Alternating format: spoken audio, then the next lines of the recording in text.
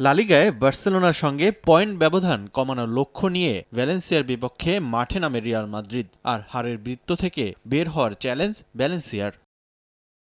ম্যাচের শুরু থেকেই বল দখলে আধিপত্য দেখায় রিয়াল। যদিও গোলের জন্য দুদল আক্রমণে গেলেও তেমন কার্যকর সুযোগ তৈরি করতে পারেনি কেউ। ১৯ মিনিটে কিলিয়ান এমবাপ্পের শট রুখে দেন স্বাগতিক গোলরক্ষক। শেষ পর্যন্ত গোলশূন্য সমতায় শেষ হয় প্রথমার্ধের খেলা।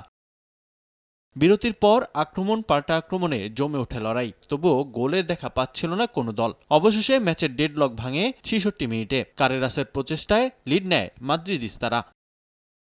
গোল হজমের পর ম্যাচে ফিরতে কয়েক দফা চেষ্টা চালালেও বল রিয়ালের জালে পাঠাতে পারেনি ভ্যালেন্সিয়া। ম্যাচের শেষ সময়ে চমক দেখান কিলিয়ান এমবাপ্পে। যোগ করা সময়ে ফরাসি তারকার গোলে লিড দ্বিগুণ করে লস ব্লাঙ্কোস।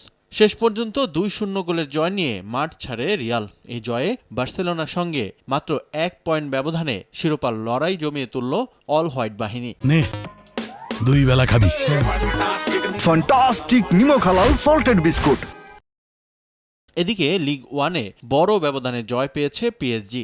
মার্সেইকে ৫-০ গোলে হারিয়ে টেবিলের শীর্ষস্থান পুনরুদ্ধার করেছে লুই এনরিকের দল। ম্যাচের শুরুতেই দলকে লিড এনে দেন ওসমান দেমবেলে। ৩৭ মিনিটে আবারও দেমবেলে চমক। নিজের জোড়া গোল পূরণ করে ব্যবধান বাড়ান এই ফরাসি তারকা। ২-০ গোল ব্যবধানে এগিয়ে থেকে বিরতিতে যায় প্যারিসিয়ানরা।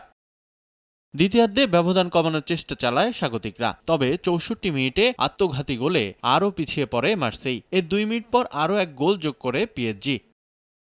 মার্সের কফিনে শেষ প্যারেকটি ঠুকে দেন কোরিয়ান মিডফিল্ডার ক্যাং ইন লি। ৫-০ গোল ব্যবধানে জয় নিয়ে মাঠ ছাড়ে পিএসজি। রিফাতুল ইসলাম মিরন, সময় সংবাদ।